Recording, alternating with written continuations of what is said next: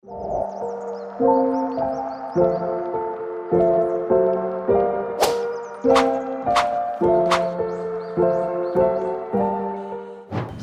warahmatullahi wabarakatuh. Ya, selamat bertemu kembali sahabat bincang-bincang santai Pondok Pesantren Al-Ittihad bersama saya Muhammad Zainal Alim. Hari ini saya alhamdulillah kehadiran seorang tokoh, seorang tamu yang kehidupan beliau bergelut di dunia kesehatan dan sosial. Bahkan tadi malam saya sempat ketemu dengan seseorang yang menyampaikan sebuah statement bahwa kalau berbicara dengan beliau itu pasti sudah urusannya urusan sosial. Jadi tidak salah kalau beliau adalah seorang ahli kesehatan dan ahli sosial. Ya, selamat datang Bapak Subur.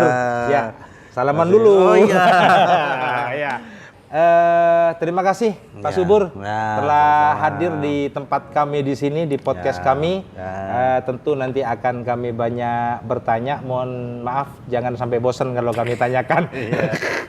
Pak Subur ini adalah salah satu asatid, petugas, penanggung jawab di Pondok Pesantren Al-Ittihad terkait dengan kesehatan santri. Jadi kalau ada santri-santri yang tidak sehat, yang kurang sehat, itu urusan beliau. Juga di Pondok Pesantren Al-Ittihad ada lembaga khitan gratis. Ya, Pak Subur, jenengan ini kan diberi tanggung jawab di Pondok Pesantren Al-Ittihad untuk menjadi tenaga kesehatan. Tentu saya pengen tahu nih Pak Subur, karena Pak Subur ini adalah salah seorang yang lulus dengan titel sarjana keperawatan. Pak Subur, saya pengen tahu, jenengan tuh punya cita-cita menjadi dokter itu sejak kapan? Masa sejak dari lahir sudah punya cita-cita, enggak kan? Gimana Pak Subur?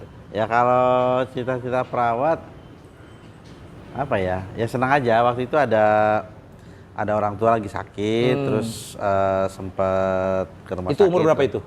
SMA. Oh SMA. Terus wah kayaknya menarik juga gitu ya, ngerawat, ya syukur-syukur bisa ngerawat keluarga sendiri. Akhirnya wah gimana ya, sekolah kayak gini tuh seperti apa sih. Udah akhirnya daftar-daftar, udah sampai sekarang. Oh gitu. Iya. Berarti SMA sudah punya keinginan untuk itu ya? Iya. Terus habis itu S1-nya di mana? S1-nya di Pamulang. Oh di Pamulang. Jurusan keperawatan? Sama S1-nya. Kenapa kok milihnya di keperawatan, kok tidak di kedokteran Pak Subur? Itu kan beda ya? Rezekinya ya di situ ya. Oh, rezekinya di situ. Enggak, biasanya kan ada orang yang terobsesi di ini aja deh, di kedokteran aja deh, biar keren. Beda kan perawat dengan dokter beda. itu? Apa bedanya? Ya bedanya lebih ke tanggung jawabnya ya. Oh. Gitu. Intinya sih ya nggak tahu ya, udah jalan hidup kayaknya. Iya. Kalau ditanya juga kalau perawat itu lebih spesifik ke apa, dan kalau dokter itu lebih spesifik ke apa? Lebih ke perawatan, misalkan merawat pasien-pasiennya. Kalau untuk persiapan tindakan, menentukan diagnosa medis dan lain itu adalah wewenangnya dokter. Gitu. Untuk menentukan diagnosa dokter. Ya, menentukan diagnosa medis itu dokter. Kalau perawat? Ada lagi diagnosa keperawatan, beda lagi. Oh, beda lagi. Ya, kayak gitulah. Gitu. Terus sekarang aktivitas Pak Subur ini itu di apa saja? Sehari-hari saya ngelola sebuah klinik di Kabupaten Tangerang. Oh, apa nama kliniknya? Namanya Klinik Kita. Wah, ya sahabat BBS sekalian, jangan lupa khususnya di wilayah Kabupaten Tangerang nih. Di mana? Di sebelah mana nih? Di daerah Cikupa. Di daerah Cikupa. Di daerah Cikupa itu ada sebuah klinik namanya Klinik Kita. Nah, milik beliau nih, milik Pak Subur. Jadi nggak salah kalau di Al-Ittihad beliau dimintai tanggung jawab untuk ngurus kesehatan karena memang punya klinik. Di situ apa saja sih? Di klinik itu apa saja pelayanannya? Kliniknya pelayanan pengobatan umum. Pengobatan umum. Pengobatan umum, ada kedokteran, ada layanan sunat, laboratorium, terus pemeriksaan ibu hamil, terus laboratorium, pemeriksaan ibu hamil, sunat, dokter gigi, apa lagi ya, medical check up lah ya, untuk medical check up. Tuh sahabat BBS, inget tuh kalau sudah ada di wilayah kabupaten, bahkan di daerah kota nih, Ini nggak terlalu jauh ya ke Ya, Cikupa ya? nggak. Berapa perjalanannya sini ke sono? Kalau masuk tol ya 15 menit lah. 15 menit. Dari kota Tangerang hanya 15 menit loh ya kalau ke klinik Pak Klinik Subur kita. tuh. Itu banyak kegiatan-kegiatan sosial juga dia yang lakukan. Ya. Apa saja Pak Subur kegiatan sosial sekarang yang dilakukan? Ya kalau sosial kita rutin mengadakan sunatan massal ya. Oh, sunatan Sunatan massal. massal untuk warga yang nggak mampu. Hmm. Gitu. Itu memang ada programnya sendiri. Salah satunya ya kita di Masjid Al-Ittihad ini. Gitu. Oh, di Al-Ittihad juga Ada. ini ya? Ya. Jadi kita melayani hitan tanpa harus nunggu ada sunatan massal. Oh gitu. Jadi kalau ada warga yang ingin membutuhkan sunatan massal, sunat gratis, buat yang nggak mampu ya silahkan menghubungi. Oh, di Al-Ittihad ini gitu ya? Ada. Oh, berarti di pesantren itu bisa kapan saja dihitan? Iya. Kan kadang orang nunggu kapan ada hitanan massal gitu, Pak Iya, Subur. kasihan nanti Kasihan ya? Iya. Oh. Kalau nanti pengennya sekarang, Iya. nunggunya kapan kan kasihan anaknya. Oh. Gitu. Berarti di sini Pak Subur siap ya melayani itu ya. Nah, itu iya. sahabat BBS sekalian. Jadi kalau mau hitan nggak usah jauh-jauh ke klinik kita juga. Iya. Ya, bisa di pesantren Al-Ittihad. Al-Ittihad. Pak Subur, kalau ada anak-anak sakit, santri-santri sakit itu bagaimana sih cara penanganan pertamanya itu bagaimana Pak Subur? Ya kita analisa dulu sakitnya apa. Kalau pesantren ini biasanya kan ada terkait dengan kulit ya, seringnya Iya, itu ya. Itu yang nggak lewat gatel-gatel itu. Gatal-gatal ya. Nah itu sih lebih ke faktor kebersihan ya. Jadi kadang kita suka menyampaikan ke teman-teman santri. Jadi kayak pakaian-pakaian lembab, terus tumpuk itu kalau bisa harus segera dibersihkan, dicuci. Terus kayak kasur atau tempat tidur itu sering dijemur. Karena ya zaman dulu kan kadang penyakit gatal itu dianggap biasa ya. Iya. Padahal kan itu adalah sesuatu yang bisa kita hindari dengan cara yang lebih ke faktor kebersihan lah. Itu bakteri ya? Itu biasanya Virus apa bakteri? Itu Apa kutu. bedanya virus sama bakteri sih? Itu biasanya kalau yang sebut itu skabies ya. Skabies. Yang suka gatal-gatal Iya. tangan gitu tuh. Kadang sampai tangannya nggak bisa makan gitu ya, tuh, Pak Subur. itu disebabkan karena kutu. Kutu. Namanya ada. Oh. Nah itu memang ya dia hidup di yang itu area-area lembab, terus kasur yang jarang dijemur, ya itulah intinya lebih ke faktor kebersihan. Jadi harus sering rajin-rajin bersihin kamarnya. Nah itu sahabat Gitu, BBS ya. ya. Ini tidak hanya untuk santri nih, untuk kita semua nih harus belajar selalu hidup bersih. Ya. Karena memang di dunia Islam kan juga diajarkan Iya. kebersihan itu bagian dari iman katanya Betul. begitu. Cuma kadang orang Islamnya yang nggak mau bersih. Iya. Begitu ya? Iya. Oh. Jadi kalau baju-baju nih lembab itu bisa menimbulkan kutu tadi itu. Iya, salah satunya itu. Oh. Gitu. Jadi ya harapannya sih teman-teman ini selain disiplin di belajar ngajinya ya, disiplin juga di kebersihannya. Gitu. Insya Allah kalau itu bisa dihindari. Gitu. Karena itu bisa menular juga kalau ada teman yang kena nih. Nular ke temannya yang lain. Temannya, karena itu kan ketu bergerak. Gitu. Dia pindah-pindah. Makanya jangan heran kalau misalnya ada satu kamar kena, nah baiknya itu dipisah untuk menghindari itu. Oh, berarti kalau ada satu nih anak kena, berarti ini harus harus pisah. isolasi ya? Iya. Bahkan pakaian itu kalau bisa direbus. Apanya? Pakaiannya. Oh, pakaiannya direbus. Karena biar kutu-kutunya mati. Oh, mati itu kutu Iya. mati karena direbus itu. Iya, karena biar mati. Karena itu kalau nggak tuntas, itu bisa pindah-pindah kan namanya kutu berpindah. Dan mungkin teman-teman bisa lihat, mungkin kalau pernah lihat YouTube ya, skabies animasi itu dia masuk ke dalam kulit. Nah itu yang sering. Nah kalau zaman dulu dianggap biasa, wah ini namanya pesantren biasa. Enggak, itu harusnya enggak. Itu bisa kok kita hindari ya dengan cara jaga kebersihan. Tapi kalau penyakitnya pusing karena banyak hafalan nggak perlu diobatin tuh Pak Subur ya? Ya dinikmatin lah ya. Oh dinikmatin itu ya? Karena katanya lebih baik kita ya pusing Hari ini ya? Iya. daripada udah nanti pusing nggak bisa ngapa-ngapain. Iya, lebih baik pusing hari ini daripada pusing esok gitu ya? Iya. Gitu. Terus Pak Subur itu membangun kliniknya itu sejak tahun berapa Pak Subur? Saya Kok sekarang sudah banyak item radiologi apa macam-macam. ya nggak awal-awal nggak lengkap gitu. Hmm. Jadi kita mulai bangun itu sekitar 2021. 2021. Ya, Berarti baru 4 tahun baru dong. 4 tahun. Gitu. Ya alhamdulillah banyak bantuan, banyak doanya dari Pak Yai, dari teman-teman juga. Alhamdulillah sampai saat ini sih masih berjalan dengan baik. Alhamdulillah. Kalau di pesantren ini selama ini pengalaman jenengan tuh di pesantren ini itu apa saja yang dikeluhkan anak-anak santri selama ini kan jenengan tuh? Ya, Kan jenengan bagian kesehatan pasti ada yang sakit, ada yang apa itu? ada ya macam-macam ya, ada yang demam, ada yang kulit. Dulu kalau nggak salah sempat ada yang rame tuh kulit. Iya. Alhamdulillah sih kayaknya belum ada laporan lagi. Mudah-mudahan teman-temannya rajin-rajin bersih-bersih. Iya. Insya Allah gitu. Paling harus ada kapan-kapan mungkin harus disidak nih ya. Begitu ya. Karena kadang ya namanya kebanyakan cowok ya. Kalau cowok tuh ya naruh baju sembarangan. Sembarangan ya. Kalau nggak sembarangan bukan cowok. Ya, makanya saya pernah ngelihat satu cerita itu Pak Sukur. Saat ada suami istri, suaminya itu di kamarnya itu handuk dilempar sembarangan. Ya kan? Istrinya jengkel. Iya. Tapi tatkala suaminya sudah meninggal, tidak ada handuk yang sembarangan berceceran, istrinya makin stres lagi tuh Pak Sukur. Iya. Jadi kayaknya kalau laki-laki memang kerjanya begitu. Iya. Gitu. Gitu ya. Oh, gitu Tapi ya. Insya Allah kalau santri-santri sini kayaknya rapi-rapi ya. Iya.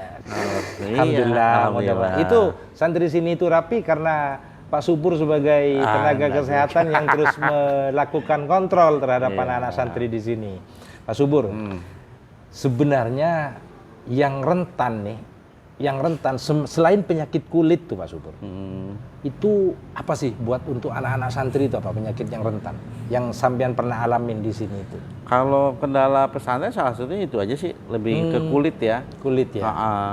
Karena ya kadang ada mungkin bajunya udah beberapa hari nggak dicuci, masih udah malas cuci segala macam itu.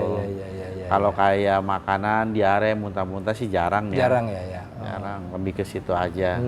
Lebih ke faktor kebersihan lah.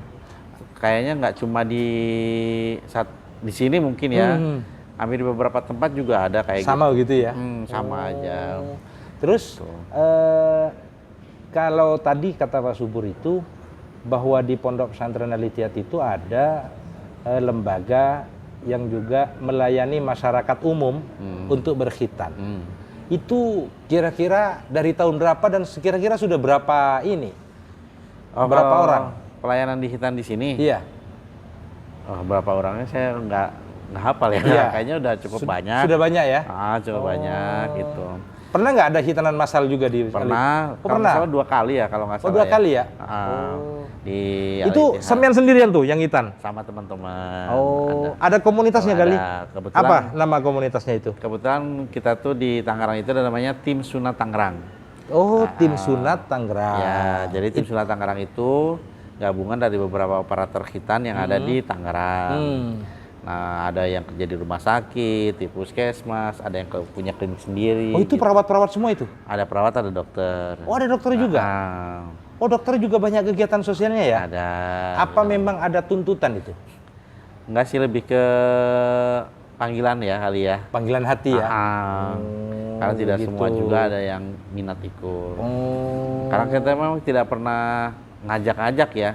Karena mereka lihat kegiatan kita terus ikut, pengen ikut. Oh gitu. Kalau kita secara pribadi yuk ikut tuh enggak ya? Oh, nggak pernah? Karena kayaknya kalau orang sudah terpanggil kan enak ya. Iya. Kerjasamanya. Tapi kalau harus diajak-ajak, wah udahlah. Susah ya? Susah. Oh, berarti komunitas khitan Tangerang itu tidak pernah ngajak dokter yang lain ya? Hanya misal nih ngeplot cerita pekerjaan di sini, kemudian ada salah satu dokter atau perawat, wah pengen ikut nih. Ikut. Oh begitu. Iya. Itu siapa sih yang menggagas tuh? Ada teman-teman, ada Pak Ubay, namanya Pak Ubay. Penggagasnya itu? Ya, salah satu Pak Ubay. Gitu. Sekarang ada berapa anggotanya itu? Kurang lebih 30. Lumayan banyak juga. Itu kalau yang hitanan massal cuma 10 orang, sebentar saja itu ya. Pengalaman nih paling banyak melakukan hitanan massal nih. Sehari pernah melakukan hitanan 300. 300 orang. anak. Oh. Apa minggu kemarin kita hitan ada 291. 200? Maaf 191. 191. Ya, di daerah Paku Haji. Banyak juga itu. Iya. Terus Pak Subur, kalau ngontrol anak-anak santri di Al-Ittihad itu berapa kali dalam sebulan atau dalam seminggu? Ya kalau kontrol biasanya ketika ada keluhan ya, hubungin gitu. Memang mungkin kedepannya harus ada mulai ini nih, yang tadi sidak-sidak ya. Oh gitu ya, iya. Biar kita bareng-bareng, biar teman-teman di sini juga pesantrennya biar sehat-sehat ya. Kendala-kendala yang bisa kita hindari ya bisa ya kita harus hindari ya. Itu siap-siap tuh santri baru tuh, ya sahabat-sahabat BBS sekalian. Nanti santri-santri baru bisa seminggu sekali disidak tuh sama Pak Subur terkait dengan kesehatannya. Karena kan memang kadang ya namanya santri ya, malas nyuci, ya kan? Kadang bajunya dua hari 3 hari dipakai aja. Itu namanya anak-anak santri ya gitu ya. Jadi perlu tuh nanti Pak Subur akan melakukan sidak terhadap anak-anak santri gitu ya. Terus sekarang kalau di apa namanya, ada nggak program-program yang Pak Subur rencanakan untuk bagaimana membangun kesehatan santri selain sidak gitu di pesantren Al-Ittihad itu?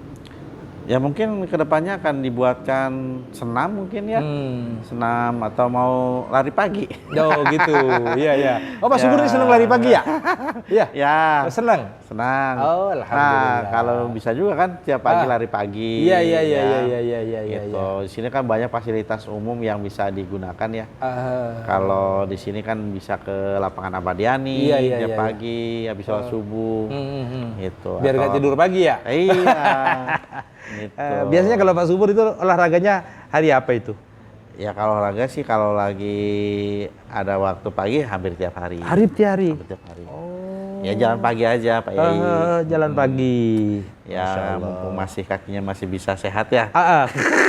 Soalnya banyak yang ternyata sehat itu penting Pak Subur ya. Iya. Sehat itu penting sekali. Makanya nggak salah kalau jenengan itu sekolahnya masuk di dunia keperawatan. Nah, kesehatan itu memang penting. Dan ternyata nggak salah juga sampean tuh masuk di dunia kesehatan dan kemudian punya klinik. Itu keren tuh. Itu keren sekali tuh. Pak Subur. Ya. Ini apa namanya? Kita kan seringkali ada masyarakat itu mengeluhkan kalau biaya kesehatan itu mahal. Ada, walaupun sudah kita tahu hari ini ada BPJS, ada macam-macam, ya kan? Itu sebenarnya bagaimana sih? Karena seringkali orang itu penting juga tahu ya, sahabat-sahabat BBS, katanya kalau BPJS itu cukup 3 hari, habis itu walaupun sehat gak sehat harus pulang. Kemarin ada salah satu asatid yang sakit bercerita begitu. Bener nggak begitu itu Pak Subur? Nah kalau aturan BPJS itu lebih ke pemerintah ya. Oh gitu ya. Saya kurang paham gitu. Ya kadang ada yang diberlakukan seperti itu, tapi ada beberapa penyakit juga sampai ada yang dirawat sampai berminggu-minggu ya sampai tuntas. Oh tergantung penyakitnya kali ya. Ya. Gitu. Karena itu kan kadang kebijakannya bisa berubah-ubah. Nah terkait itu saya juga kurang paham lah ya. Gitu. Oh gitu. Masya Allah ya, sahabat-sahabat BBS sekalian, itu ingat bahwa kesehatan itu penting. Jangan sampai ada baju-baju yang numpuk, yang lembab, ya, dan itu akan menimbulkan kutu, kemudian kutu itu akan membuat penyakit buat kita. Gitu ya Pak Subur ya. Nah itu khusus anak-anak yang ada di pesantren. Tapi untuk yang di luar juga jangan salah, akan mendapatkan dampak yang sama kalau tidak melakukan pemetaan kesehatan dengan sungguh-sungguh, gitu ya. Jadi misal kamarnya spraynya sebulan kagak dicuci, gitu kira-kira ya. Ingat bahwa kesehatan itu penting, ya kan? Jadi itu mungkin itu ya sahabat-sahabat sekalian, sahabat-sahabat BBS, ingat bahwa di pondok pesantren ada juga penanggung jawab yang memang ngurusi kesehatan. Jadi santri tidak hanya suruh belajar saja, tapi kalau sakit juga diurusin kesehatannya. Kira-kira begitu ya. Terus masyarakat luar yang ingin khitan, tapi dengan catatan dia harus du'afa, harus miskin dan mu'alaf, ya itu boleh. Kalau kaya silakan datang ke klinik kita di Cikupa, Di Cikupa, ya. ya, siap. Metode khitan itu banyak. Apa hanya satu? Ada macam-macam tergantung kasusnya Pak Yai. Oh, terus? Ada sunat bayi, ada sunat dewasa, sunat anak gemuk. Itu disesuaikan metodenya. Sunat bayi. Memang disarankan masih kecil Pak Subur sunat itu. Oh iya. Itu kenapa sih? Ini penting nih, dari teori medis Pak Subur. Kan diajarkan itu kalau dulu Nabi Adam itu disunatnya udah tua. Nabi Ibrahim disunatnya udah tua, iya. gitu. Udah umur 80 tahun gitu ya. Ya kan? Kampak lagi katanya. Iya, kampak lagi. Kan bahaya itu. Kalau kita yang dikampak Pak Subur. Nah, ini disarankan masih muda. Kenapa agama kita kok menyarankan kalau khitan itu masih muda? Apa manfaatnya Pak Subur? Pertama pertumbuhan jaringannya itu masih cepat. Jadi pada bayi biasanya pertumbuhan jaringannya lebih cepat.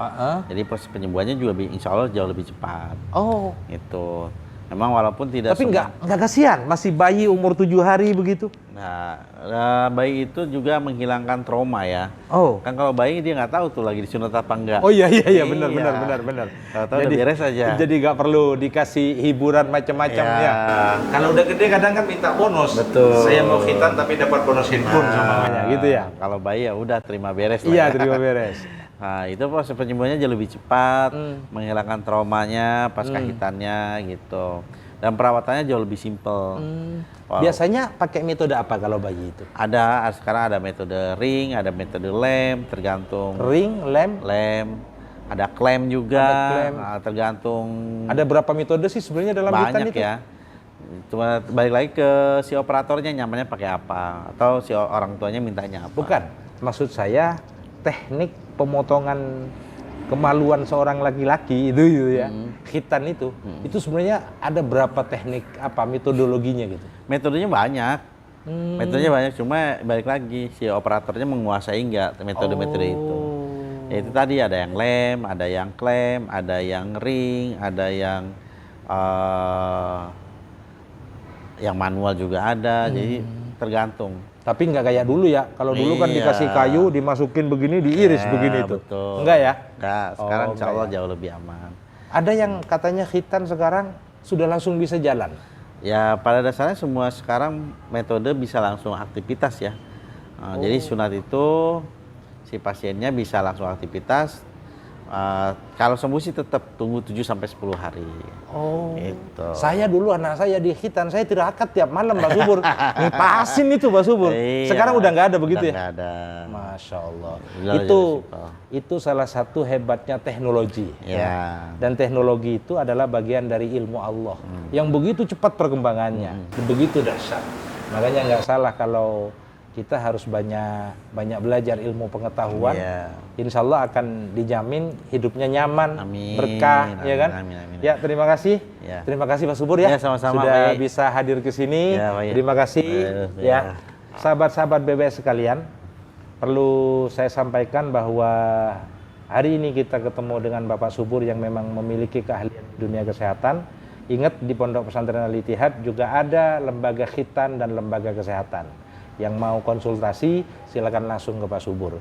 Dan nanti kalau semuanya mau khitan yang gratis bisa di sini di Pesantren Al-Ittihad, tapi kalau punya duit silahkan di klinik kita. Ya, silakan. Kalau mau radiologi ya namanya ya. Apa namanya? Di klinik kita jenengan, di klinik jenengan itu juga selain khitan apa lagi tadi? Ada laboratorium. Laboratorium, butuh melakukan lab ya, cek kesehatan ya. Cek kesehatan boleh di klinik kita. Terus kemudian ibu hamil, silakan datang ke klinik kita. Dokter gigi juga. Dokter gigi juga ada ya. Jadi gigi yang lobang-lobang, yang kuning-kuning mau dibersihkan, bisa ya? Bisa ya di sono. Ya, tapi harga relatif aman, tidak akan sampai menjebolkan kantongnya, kira-kira begitu ya. Cukup pakai ATM aja. Betul. Ya, itu terima kasih sahabat-sahabat BBS. Nanti kita akan ketemu lagi di episode berikutnya. Terima kasih Pak Subur. Assalamualaikum warahmatullahi wabarakatuh.